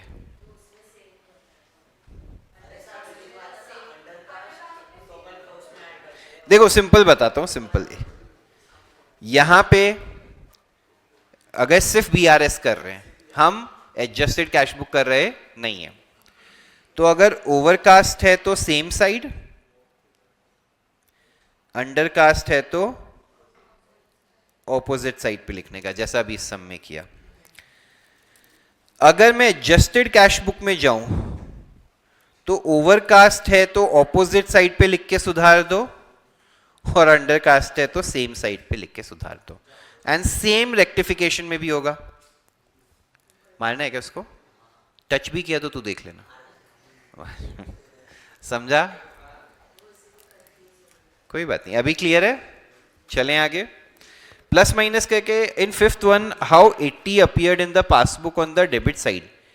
80 रुपीज, क्योंकि बैंक चार्जेस लिखा था कैश बुक में 2 बार रिकॉर्ड किया है, बट बैंक चार्जेस तो इनिशिएटिव पासबुक से होता है, तो बेटा उधर एक बार तो हुआ ही होगा, तो हमने उधर एक बार लिखा और कैश बुक में 2 बार लिख के कैंसिल आउट कर दिया। एक क्लियर है? डन। तो गाइस ये सम हो गया, इसका प्लस माइनस चेक कर लेते हैं। स्टार्टिंग पॉइंट क्या था? पासबुक का डेबिट बैलेंस था गाइस 25,000, तो दोनों डेबिट में माइनस, क्रेडिट में प्लस। अभी भरोसा रखो ये आंसर टैली हो रहा है, बस आंसर एक बार पढ़ लो, मैं 1 मिनट शांति से रुका हूं। अमाउंट्स आपको प्लस माइनस वो मिल जाएंगे यार, देखो ना प्लस में क्या क्या है, 480 और 14,000, और बाकी सब माइनस में है। और स्टार्टिंग पॉइंट कैसा था? बैलेंस इतना नहीं लिखने का, सिर्फ लिखने का balance as per passbook, bracket में लिखने का, अच्छा अपन ने पासबुक से स्टार्ट किया है, और नीचे आ जाएगा बैलेंस एज पर कैश बुक, यहाँ पे आ जाएगा क्रेडिट। देखो ये नॉर्मल सम है, ऊपर डेबिट था तो नीचे क्रेडिट, 25,000, 14,480 प्लस 39,480 माइनस इतना, तो 25,210 बचा। शांति से एक बार स्टेटमेंट्स पढ़ लेंगे सब तो अच्छा रहेगा। Guys everyone please read the statements once. बाकी जनता रिवीजन हुआ है अच्छे से सब लोगों का? गाइज ब्रेक अभी देता हूं मैं आप लोगों को, ब्रेक के बाद what I will focus on is, एक तो अगर कैश बुक पासबुक दोनों दिया हुआ है, सेम पीरियड का, ऑपोजिट पीरियड का, या मतलब जैसे, तो वो कैसा है वो वाले सम्स देख लेंगे, 1-2 वेराइटीज हैं, और फिर अभी हम बीआरएस टच नहीं करेंगे वापस, बस हो गया, एटलीस्ट 11th के लिए हो गया। और मैं एडजस्टेड कैश बुक आज रिवाइज नहीं करवाऊंगा, वो जो न्यू स्टूडेंट्स हैं उनको मैं बाद में कभी करा दूंगा, उसके लिए हमारे पास 1.5 साल है, सॉरी 1.25 साल है। हाँ क्यों? वो तो देखो समझना पड़ेगा। Guys break till 8:58।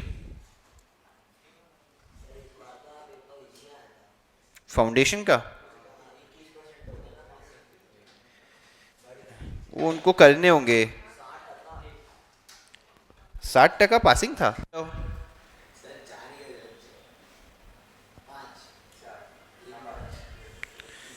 सब नए वाले स्टूडेंट्स हैं, अपन स्टार्ट करते हैं गाइस, ध्यान से सुनिए। अभी एक टाइप का सम ये था जिसमें आपको स्टेटमेंट्स दे रहे थे, बैलेंस दे रहे थे, एक बुक का बैलेंस देते थे, दूसरा आपको ढूंढना होता था। अब यहाँ पे एक दूसरे वैरायटी का सम कौन सा आता है जिसमें आपको कैश बुक और पासबुक दोनों दे देंगे। They will give you the entire cash book for the month, they will give you the entire passbook for the month. Let's say they give you for a common period. Common period मतलब ये question देखिए, passbook कौन से month का है बच्चों, cash book भी कौन से मंथ का है, तो इसको बोलते हैं कॉमन पीरियड।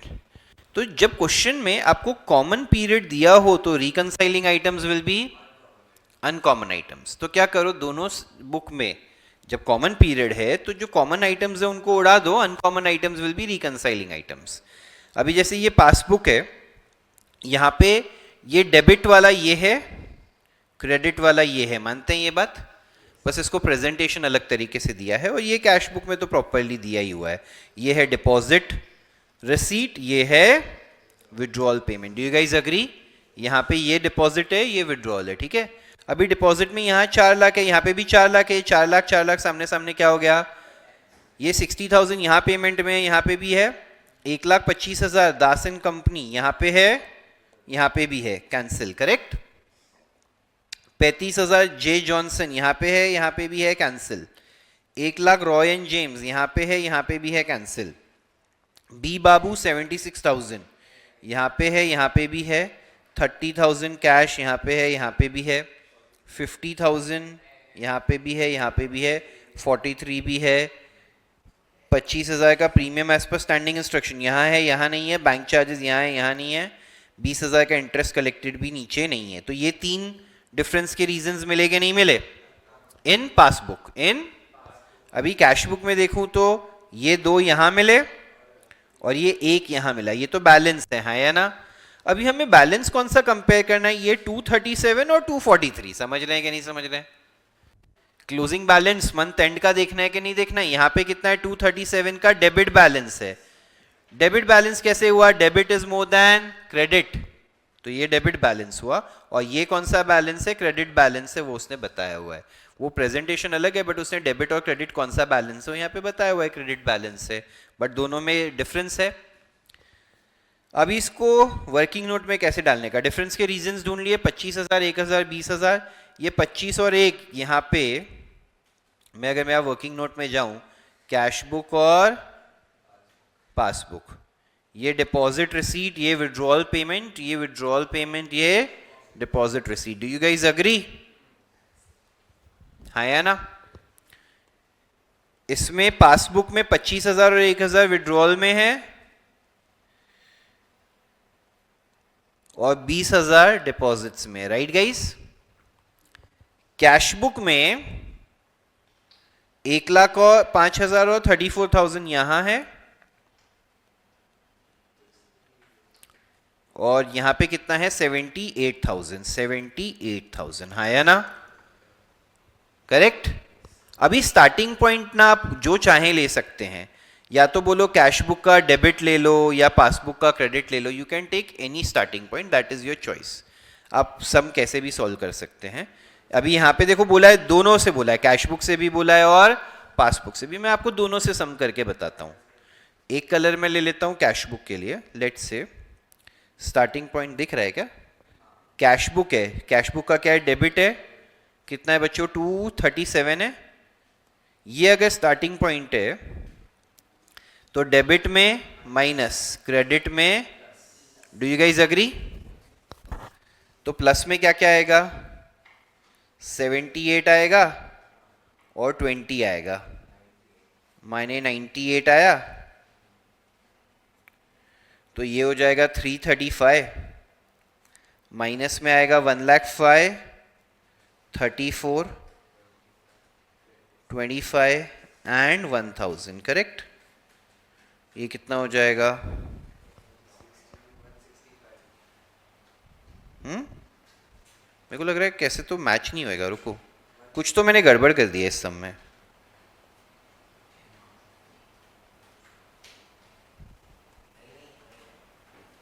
एक लाख 5,34, अरे 237 से 243 पहुंचेगा ही नहीं।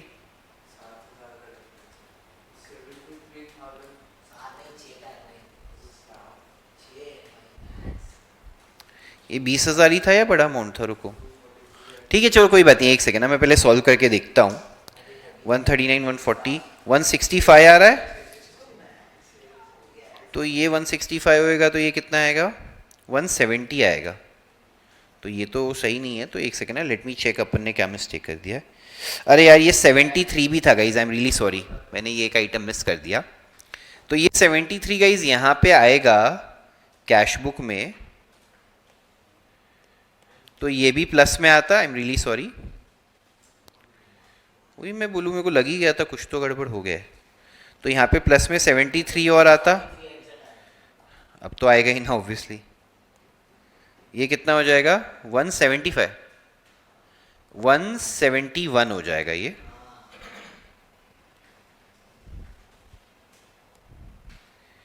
थ्री लाख 4,08,000 हो जाएगा, और 4,08,000 माइनस 165 जब मैं करता हूँ तो मेरे को 2,43,000 आ जाएगा। समझ लो, ऊपर कैश बुक का डेबिट, यहाँ पासबुक का क्रेडिट। इजी और टफ? क्या हुआ भाई बोल? 171 क्योंकि 78, 73 और 20 है।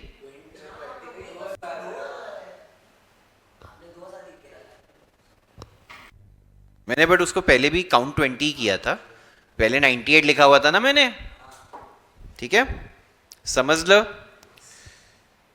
अभी यही चीज अगर स्टार्टिंग पॉइंट हम लें, पासबुक का क्रेडिट ऑफ 243, राइट गाइस? तो क्रेडिट साइड पे कौन से साइंस आएंगे, और डेबिट में क्या आएंगे? प्लस। मानते हैं? तो यार ये उल्टा हो जाएगा, ये 165 प्लस में आ जाएगा, ये 408 हो जाएगा, और ये 171 माइनस में आ जाएगा, 237 हो जाएगा। दिस इज कैश बुक का डेबिट। कैसे भी आप सोल्यूशन बना सकते हैं, लैंग्वेज चेंज नहीं होएगा, जो पर्टिकुलर्स में चीज़ें उनका। समझा है सबको अच्छे से? अच्छा हुआ ना वेट नहीं किया उनका अपन ने, आज तो सुनने कुछ लोग। चलिए ऑनलाइन भी बताइए सबको अच्छे से समझा है क्या?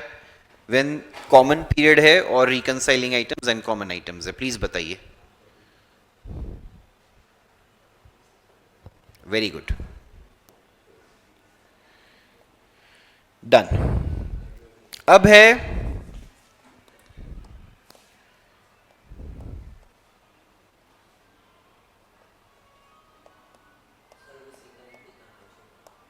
अरे रुक रे, हाँ अभी अगर आपको अनकॉमन पीरियड दिया हो तो reconciling items will be common items. समझ रहे? हाँ अभी कैसे? देखो सिंपल है, इसका लॉजिक क्या रहता है? अभी जैसे यहां पे कैश बुक आपको मार्च का दिया है, पासबुक अप्रैल का दिया है, देख रहे हैं?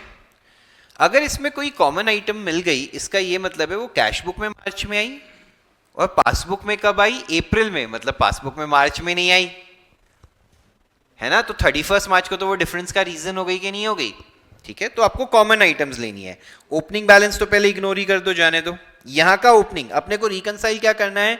यहां के क्लोजिंग को यहां के ओपनिंग से करना है, हाँ या ना?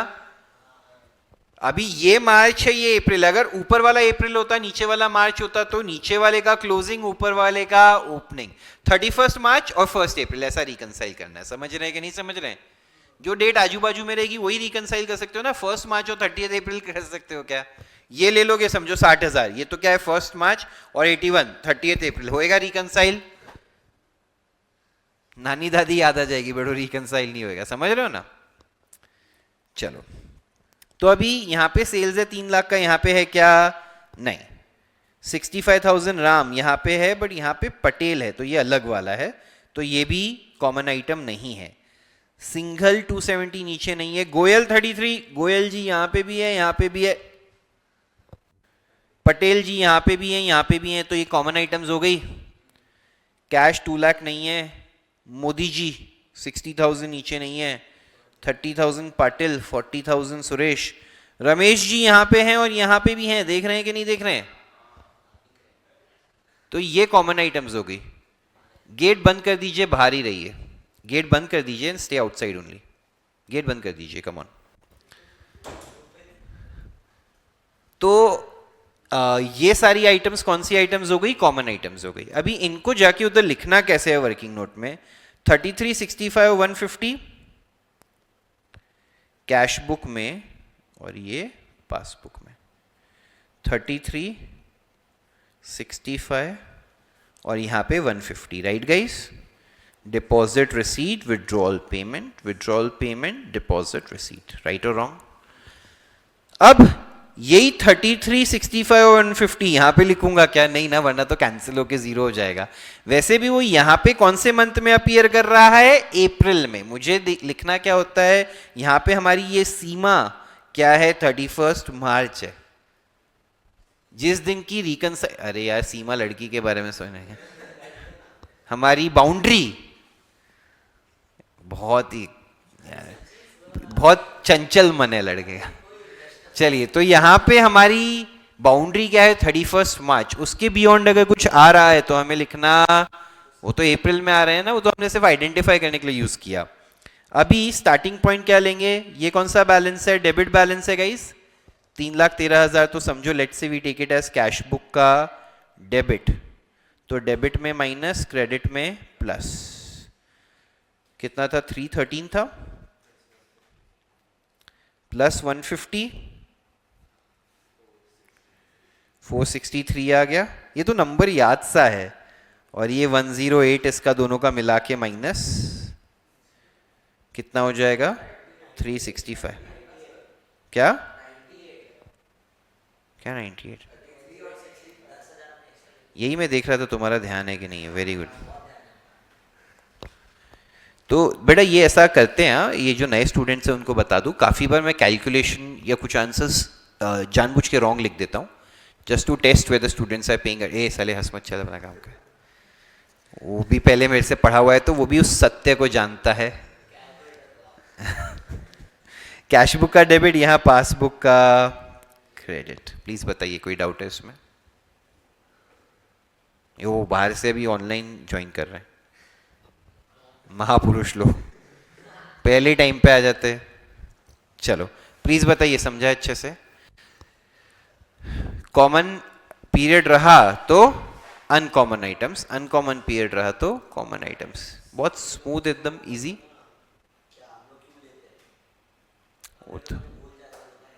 सिंपल है। कॉमन पीरियड रहा तो अनकॉमन आइटम्स क्यों ले रहे हैं? क्योंकि दोनों बुक अवेलेबल है, जो मैंने पहले सिखाया। जो यहाँ पे है, यहाँ मतलब यहाँ पे नहीं है, वो रीजन हो गया डिफरेंस का। कॉमन पीरियड में अनकॉमन आइटम्स तो बहुत कॉमन सेंस वाली बात है। अनकॉमन पीरियड में कॉमन क्यों लेते हैं? क्यों? क्योंकि जो चीज यहाँ पे मार्च में थी, यहाँ पे अप्रैल में, मतलब पासबुक में मार्च में, तो वही मेरा डिफरेंस का रीजन है। समझा सभी लोगों को? कोई डाउट इसमें? आगे चलिए guys, with this we are done with BRS का revision that I wanted to do. Sunday को 2-3 बच्चे आएंगे जिनके साथ हम 9 बजे या 10 बजे? 9 बजे डन। और ऑनलाइन वापस से पूछ रहा हूँ, कोई और है ऐसा new student? I don't think so, but है तो प्लीज आ जाइएगा। चलिए, और कुछ रह गया क्या भैया? बता दो इसमें तुमको लगता है कुछ। सिर्फ 11th स्टैंडर्ड का एडजस्टेड कैश बुक के अलावा कुछ पेंडिंग रह गया? ठीक है। अपन ने जो प्लान बनाया था, हाँ, आप 11th-12th के हिसाब से इजीली कर पाएंगे। अभी कुछ दिक्कत आ रहा है आपके कॉलेज के कोई भी सम्स वम्स करने में आपको? तू एनएम के लिए ये मत बोला, तू तो एचआर में। फाइनल अकाउंट्स भी ऑप्शन में नहीं ना? ठीक है, चलिए। चलो, हाँ, मैं आपको एक रेक्टिफिकेशन के लिए बोल रहा था। तो इट्स सो हैपेंस के रेक्टिफिकेशन ना मैंने कल ही, जो अभी में से एक्चुअली थोड़ा सा गड़बड़ हो गया, मेरे को यही 2 टॉपिक्स 11th-12th वालों को भी कराने थे। जो भी अपना 12th का बोर्ड एग्जाम देके आए हैं, क्योंकि उनको सीए फाउंडेशन में, तो मेरे को पहले ध्यान रहता तो मैं आपकी दोनों के बैचेस को मर्ज करके करा देता। मैंने कल उनको रेक्टिफिकेशन कराया, आज तुमको बीआरएस करा रहा हूँ। अभी कल मैं तुमको रेक्टिफिकेशन कराऊंगा और परसों में उनको बीआरएस कराऊंगा। तो मेरे लिए अननेसेसरी, और इसमें अगर मैं सब कंबाइन कर देता तो क्या होता, मैं 4 दिन सबको ज़्यादा कवर करवा पाता। बट ठीक है, डज नॉट मैटर। इसमें अपन एक चीज़ टाइम कैसे सेव करेंगे मैं आपको बता देता हूँ। मैं आपको आज का आज मेक श्योर करता हूँ कि वो वीडियो जो मैंने कल उधर पढ़ाया है, मैंने बहुत शांति से rectification from the very beginning, from the very first concept उन लोगों को करवाया है कल। ठीक है, रेक्टिफिकेशन ऑफ एरर्स पूरा स्टार्ट से समझाया है मैंने उन लोगों को। तो मैं चाहूँगा आप लोग वो वाला वीडियो कल के लेक्चर के लिए देख के आए। मैं मेक श्योर करूँगा आज वो 10-11 बजे तक या 12 बजे तक आप लोगों को शेयर हो जाए। आप लोगों की जिम्मेदारी रहेगी आज रात को बैठ के वो देखना ही देखना है। क्लियर है? स्पेशली नए स्टूडेंट्स को जो थरली आता है। कितने लोग हैं मेरे मेथड से रेक्टिफिकेशन सॉल्व करते हैं आप? हाँ, अगर आप लोगों को थरली आता है तो अच्छी बात है। हमें अगर तेरे को नहीं आता है तो तू भी वो वीडियो देख के आएगा। ठीक है, तो वो वीडियो में अपन ने, ठीक है ओके, ऑनलाइन भी अगर किसी को वो डिफ़िकल्टी है मेरे मेथड में तो वो प्लीज़ वीडियो देखिएगा, उसमें अपन ने पूरा डेप्थ में कवर किया है। तो वो एक चीज़ रहेगी। तो मैं रेक्टिफिकेशन अभी स्टार्ट इस वजह से नहीं कर रहा हूँ। मुझे बता दो और कोई ऐसा टॉपिक है जिसमें लोग रिविजन चाहते हैं? सिंगल एंट्री क्विकली हो जाएगा, आई डोंट माइंड। सिंगल आपके करवा दूँ सिंगल एंट्री? हाँ तो देख, अभी कैसा है, आधा घंटा है अपने पास, कुछ नया और बड़ा तो स्टार्ट नहीं कर पाएंगे। अगर मैं सिंगल एंट्री स्टार्ट करता हूँ, मैं आई गेस आधे घंटे से भी जल्दी में ख़त्म हो जाएगा and we'll wind up the session. उसके बाद फिर किसी के पास सिंगल एंट्री के नोट्स हैं? मैं अभी नहीं चाहिए, एडजस्टमेंट्स के लिए चाहिएंगे। मैं आपको अपने पास ही खुले रखिए सिर्फ सिंगल एंट्री के नोट्स। वैसे मेरे पास वरना फ़ोन में है ना बस। तो एडजस्टमेंट्स आप मुझे बताते रहिएगा। चलिए गाइस स्टार्ट हो जाए, स्टार्ट करते हैं single entry. Guys single entry में क्या करना होता है?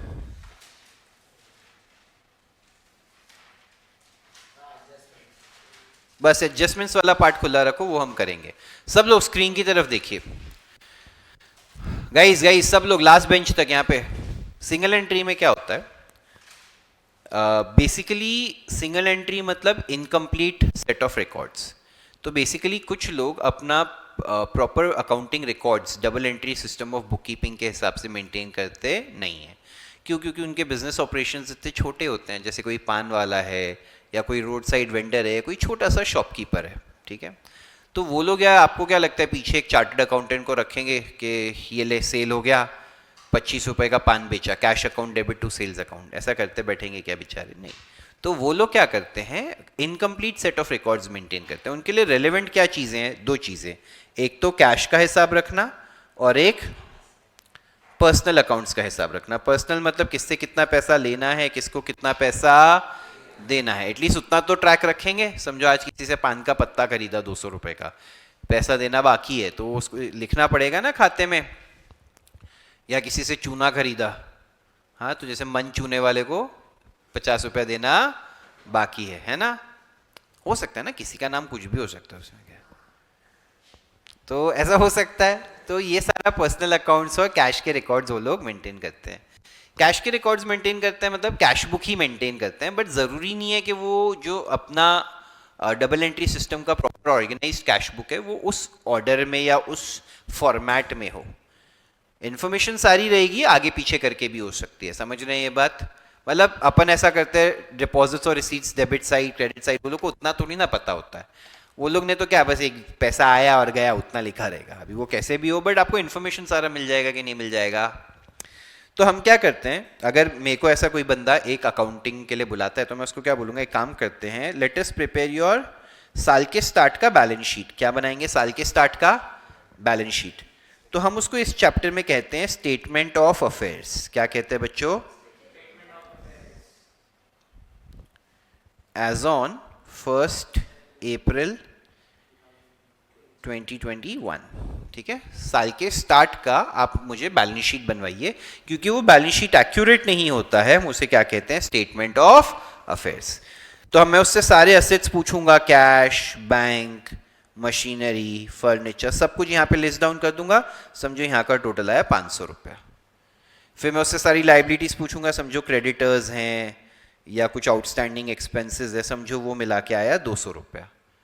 ये 500 सेम यहाँ लिखा जाएगा। बैलेंसिंग फिगर कितना मिल जाएगा बच्चों, ये क्या हो गया, कैपिटल, मतलब साल के स्टार्ट में उसका बिजनेस में कितना रुपया लगा हुआ था, 300 रुपया। इसको हम कहेंगे capital. This is which capital, do you guys agree here? साल के स्टार्ट में उसका बिजनेस में 300 रुपया लगा हुआ था। अभी सेम चीज मैं करूंगा कब के लिए, ईयर एंड के लिए। तो statement of affairs as on 31 March 2022, same assets liabilities सब लिखूंगा। समझो असेट्स आए 800 रुपए के, यहाँ पे लाइबिलिटीज आई लेट से 350 की, तो बैलेंसिंग फिगर यहाँ पे तो 800 ही आएगा। ये कितना बचेगा बच्चों, 450। Do you guys agree? इसको क्या कहेंगे, कैपिटल। ये कौन सा कैपिटल हो जाएगा, क्लोजिंग कैपिटल, हाँ या ना? एक लेमैन को अगर मैं बताऊं कि साल के स्टार्ट में मेरा बिजनेस में 300 रुपया लगा हुआ था, ईयर एंड तक वो 450 हो गया, तो वो क्या बोलेगा, 150 रुपए का फायदा हो गया। हाँ, बट हो सकता है इसमें मैंने कुछ एडिशनल पैसा बिजनेस में इन्वेस्ट किया हो, कुछ ड्राइंग्स किया हो, वो सब चीजों को भी तो देखना पड़ेगा।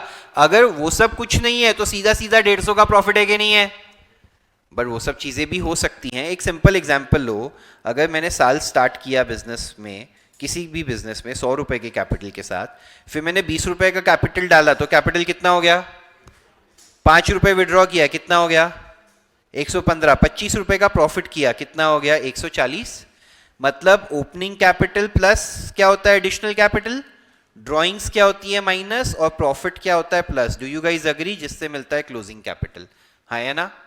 इसको एक इक्वेशन फॉर्म में लिखूं, मतलब opening capital plus additional minus drawings plus profit gives you closing capital. Do you guys agree? ये नंबर्स मैंने ऐसे ही एग्जांपल में लेके सिर्फ कॉन्सेप्ट समझाने की कोशिश की है कि ये इक्वेशन बनी कैसे।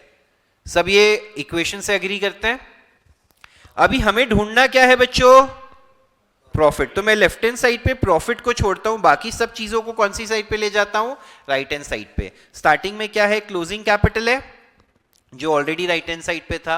यहां पे ड्राइंग्स माइनस है, उस साइड जाएगा, क्या हो जाएगा, एडिशनल कैपिटल। यहां प्लस है, यहां आएगा, क्या हो जाएगा, और ओपनिंग कैपिटल भी यहां क्या हो जाएगा, माइनस। तो अगर मैं ये ऑर्डर में सॉल्व कर दूं तो मुझे प्रॉफिट मिल जाएगा कि नहीं मिल जाएगा?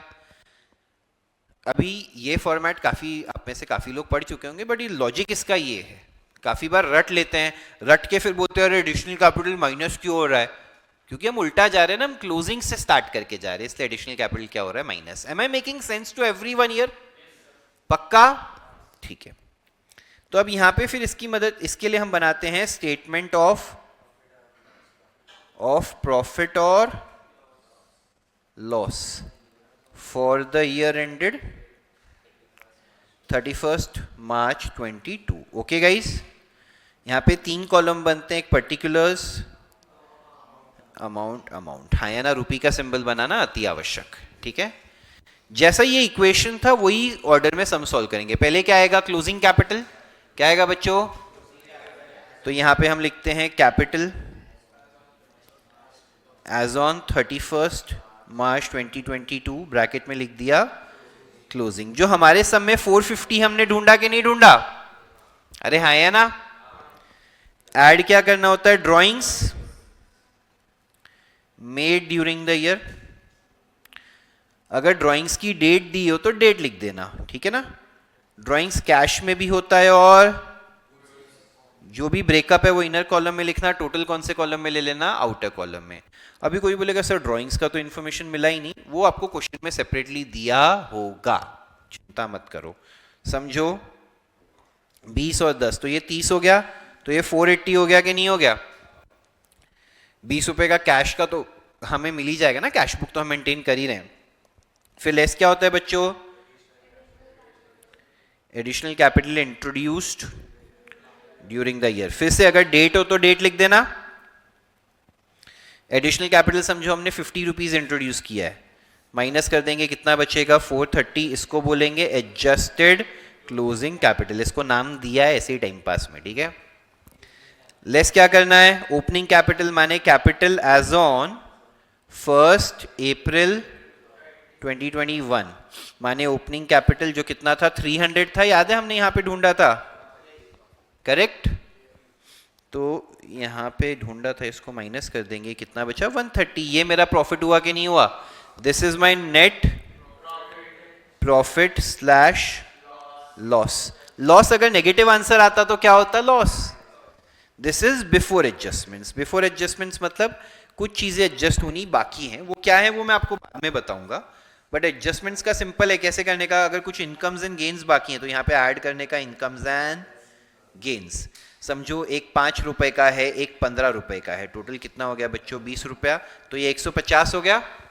लेस क्या करने का, एक्सपेंसेस एंड लॉसेस, 6 और 4 तो ये हो गया 10, तो ये 140 आ गया कि नहीं आ गया, this would be net profit slash loss for the year. ये हमारा फाइनल आंसर हो गया क्वेश्चन का। प्लीज बताइए सबको समझा या नहीं समझा।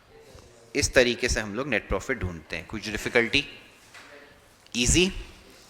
अभी इसमें प्लस माइनस क्या होना है, वो कुछ एडजस्टमेंट्स हैं, उसका रीजन भी बताता हूँ एडजस्टमेंट्स क्यों आते हैं, क्योंकि ये जो स्टेटमेंट ऑफ अफेयर्स बनाते हैं, समझो यहाँ मशीनरी 200 है ना, तो यहाँ भी जनरली कितने की होती है 200, क्योंकि वो पान वाले बेचारे को तो डिप्रिसिएशन विप्रिसिएशन समझता, तो अभी ये इसका डिप्रिसिएशन पेंडिंग है ना, तो जो नीचे जाके लिखने का, कोई भी एडजस्टमेंट बैलेंस शीट में करने की आवश्यकता, सब कुछ नीचे होएगा उधर, क्लियर है। कुछ भी अगर बोला रहेगा तो वो यहाँ पे नीचे करना होता है, इजी और डिफिकल्ट। इजी एडजस्टमेंट्स में पहला एडजस्टमेंट आई बिलीव वो ओवर वैल्यूड अंडर वैल्यूड वाला है, एक मिनट दीजिए, ओवर वैल्यूड क्या हुआ, ठीक है। पहला एडजस्टमेंट, लेट्स से अगर क्वेश्चन में ऐसा लिखा है कि कोई असेट ओवर वैल्यू हो गया है, ओवर वैल्यूएशन ऑफ स्टॉक दिया है समझो, या ओवर वैल्यूएशन ऑफ डेटर्स दिया, तो क्वेश्चन समझो ऐसा लिखा है stock is overvalued by 20%, ठीक है। समझो क्वेश्चन में ऐसा दिया है, एक तो याद रखना ये कौन से स्टॉक की बात कर रहा होगा, क्लोजिंग की, ठीक है। इसका ये मतलब है करेक्ट वैल्यू जो है उस पे ओवर वैल्यूएशन ऐड करके आज की बुक वैल्यू दिख रही है, हाँ या ना। लेट्स से बुक वैल्यू आज दिख रही है, लेट्स से आज दिख रही है 1,80,000, ये हमने कहां से लिया है, क्लोजिंग स्टेटमेंट ऑफ अफेयर्स से, समझ रहे हैं सब लोग। बुक वैल्यू आज कितनी दिख रही है, एक सेकेंड ना, प्रथम क्या डाउट है बताइए, मैं अनम्यूट कर रहा हूं, यहाँ पे पता नहीं है कि नहीं है speaker. Sir am I audible? Yes yes you are. Sir closing पे क्यों लेते हैं हम लोग, क्लोजिंग कैपिटल पर? क्लोजिंग कैपिटल नहीं, क्लोजिंग स्टॉक मतलब क्लोजिंग स्टेटमेंट ऑफ अफेयर्स की वैल्यूज इसलिए लेते हैं क्योंकि तू अगले साल के लिए जब कर रहा है तो तू ईयर एंड पे असेस कर रहा है कि क्या ओवर वैल्यूड है क्या अंडर वैल्यूड है, तो you are looking at the values at the end of the year, समझ रहा है, गॉट इट, ठीक है, डन। अभी ये 1,80,000 है, अगर ओवर वैल्यूड बाय 20% बोला, इसका मतलब है अगर करेक्ट वैल्यू 100 रुपए थी तो हमने 20 रुपए ज्यादा दिखा के यहां कितना दिखाया है, और ये 180 है, क्रॉस मल्टीप्लाई किया तो ओवर वैल्यूएशन 30,000 का मिल गया कि नहीं मिल गया, मतलब एक्चुअली करेक्ट वैल्यू 1.5 लाख थी, हमने गलती से 180 लिख दी है। अभी असेट की वैल्यू को क्या करना है, कम करना है, तो ये हमारे लिए क्या हो गया, लॉस हो गया, तो एक्सपेंसेस और लॉसेस में जाके लिख देंगे over valuation of stock 30,000। Please बताइए सबको समझा, पहला एडजस्टमेंट क्लियर। सेकेंड एडजस्टमेंट, अगर ये ओवर वैल्यूड के बदले अंडर वैल्यूड दिया होता, अभी तुम देखना स्किल लेवल,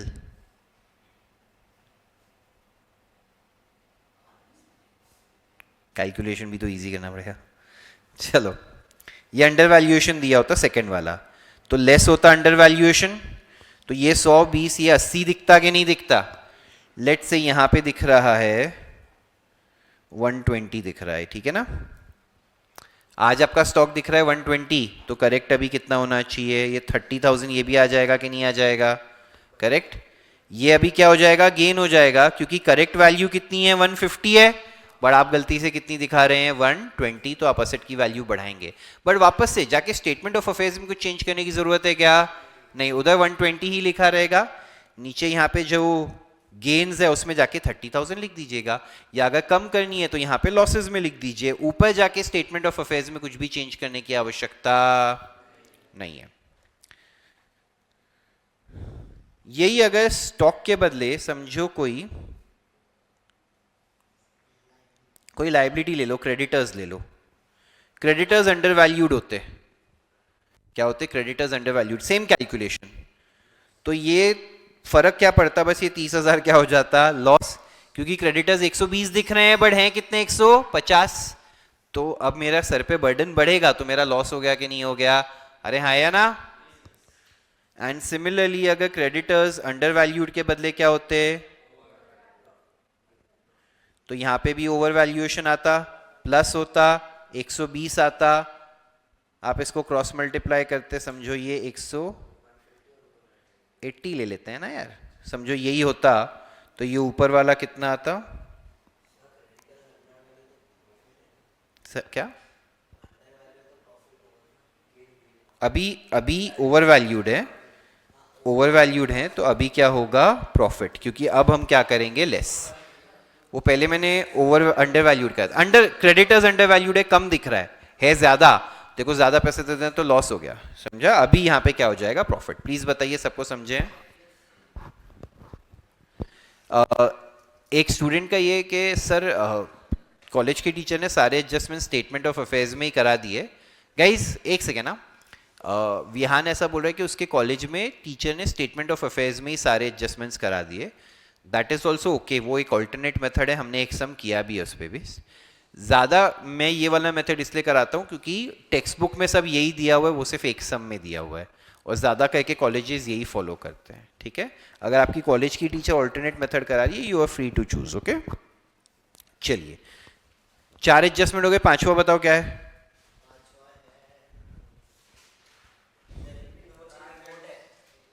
हाँ वो तो बोल दिया मैंने बैलेंस शीट में। Bad debts, RDD, RFDD. समझो आपको क्लोजिंग स्टेटमेंट ऑफ अफेयर्स में डेटर्स हैं 500 रुपए के, ठीक है? डेटर्स कितने का है? और नीचे एडजस्टमेंट्स में बोला है bad debts of ₹10, RDD of 10%, RFDD of 5%, correct? तो आपको statement of profit and loss में एक्सपेंसेस एंड लॉसेस के अंदर पहले तो आप बैड डेट्स लिखेंगे, कितना रुपया? 10 रुपया। अभी आरडीडी 10% है, तो बच्चे मिस्टेक क्या करते हैं, क्योंकि बैलेंस शीट में तो आपने डेटर्स कितना लिखा है बच्चों? 500 ही लिखा है कि नहीं लिखा है? तो बच्चे मिस्टेक क्या करते हैं? 10% ऑफ 500 निकाल के 50 रुपए लिख देते हैं। Is that correct? नो। आपको एक वर्किंग नोट बनाना पड़ेगा कि डेटर्स अगर 500 के हैं तो उसमें से बैड डेट्स डिडक्ट हुआ 10। ये क्या है बच्चों? Working note. ये बैलेंस शीट में करना है क्या? नहीं।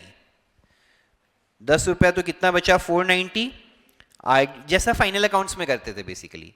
आरडीडी 490 का 10% तो 49 हुआ कि नहीं हुआ? तो ये 441 बचा, लेस आरएफडीडी 22 हो गया कि नहीं हो गया? और ये बचा हमारा 2419 बचा। वो 419 मैटर नहीं करता, I am just trying to explain, समझा?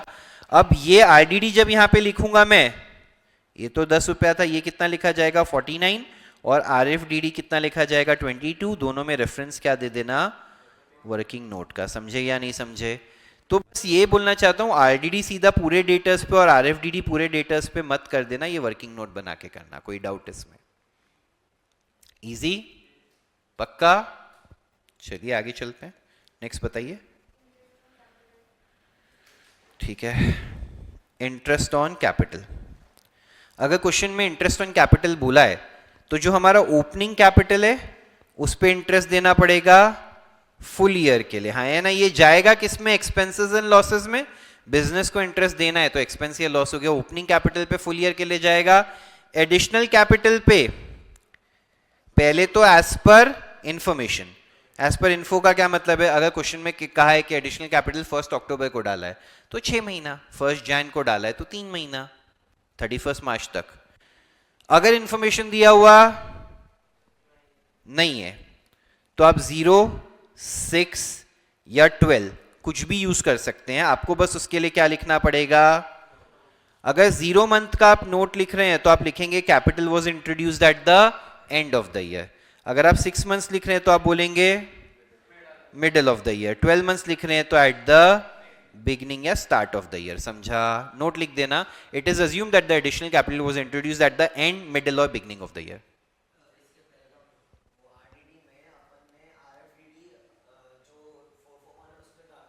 यस, आरएफडीडी ये 22, इसका 5% है। नहीं, इस पे ही करते थे, जाके चेक कर, गलत मत बोल, इस पे ही करते थे, 120% इस पे ही करते थे। चल नेक्स्ट क्या है, इंटरेस्ट ऑन ड्राइंग्स है।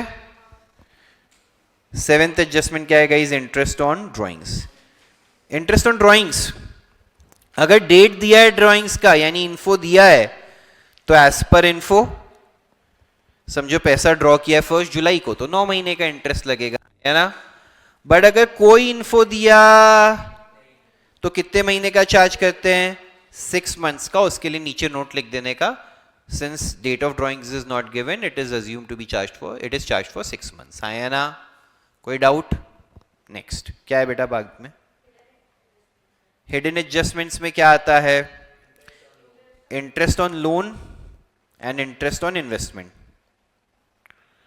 लोन रहेगा तो एक्सपेंसेस एंड लॉसेस में जाएगा और ये रहेगा तो इनकम्स एंड गेन्स में जाएगा, जैसे फाइनल अकाउंट्स में करते थे वैसे कर देने का। कोई डाउट इसमें? Last but not the least, depreciation. समझो आपको बोला है डेप्रिसिएशन इज 10% ऑन मशीनरी, ठीक है ना। अभी मशीनरी ओपनिंग में है 100 रुपया, क्लोजिंग में है 150 रुपया। अभी सवाल ये है डेप्रिसिएशन किस पे चार्ज करने का। तो सिंपल है, आप क्या करते हैं, एक वर्किंग नोट बनाते हैं, टोटल मशीनरी कितनी है 150, इसको स्प्लिट करते हैं 2 पार्ट में, एक ओल्ड और एक 100 रुपए वाली ओल्ड हो गई कि नहीं हो गई बच्चों? पिछले साल गाइस, इस साल के स्टार्ट में थी, मतलब पिछले साल से कैरी फॉरवर्ड हो गई है, वो ओल्ड हो गई और 50 मेरी न्यू हो गई। ओल्ड के लिए कितना, फुल 12 मंथ्स के लिए इंटरेस्ट चार्ज करना पड़ेगा, हाँ या सॉरी इंटरेस्ट क्या, डेप्रिसिएशन चार्ज करना पड़ेगा, राइट और रॉन्ग। और ये वाली पे जो पीरियड दिया हो उस हिसाब से, समझो बोला है कि new machinery was purchased on 1 अक्टूबर तो कितने महीने का, 6 महीने का। 1 जैन बोला है तो वैसा, वरना तो assumption ले सकते हो। तो अभी 100 रुपए पे 10% फॉर 12 मंथ्स, तो ये 10 रुपये आ गया। 50 रुपए पे 10% 5 रुपया होता है, बट 6 मंथ्स के लिए 2.5 आया, आंसर आ गया 12.5। जाके आप एक्सपेंसेस एंड लॉसेस में लिख देंगे, हाँ है ना। ये सब चीजों में बैलेंस शीट कुछ भी चेंज करनी, सीधा सीधा कहाँ लिखना है, नीचे एडजस्टमेंट्स में, और आपको फाइनल आंसर मिल जाएगा। गजब रिवीजन, गजब। मैं तो मानता हूँ ये बहुत एपिक में एपिक स्पीड में अपन ने कर लिया, आप लोगों का भी सपोर्ट रहा, बट यस। क्या सुन चुका है तो तू पहले चले जाता ना। चलिए गाइस, ऑनलाइन वाले भी प्लीज कंफर्म कीजिए। थैंक यू दर्शिल, सबको समझा है क्या? रणवीर अभी जाने दे तू, चलिए।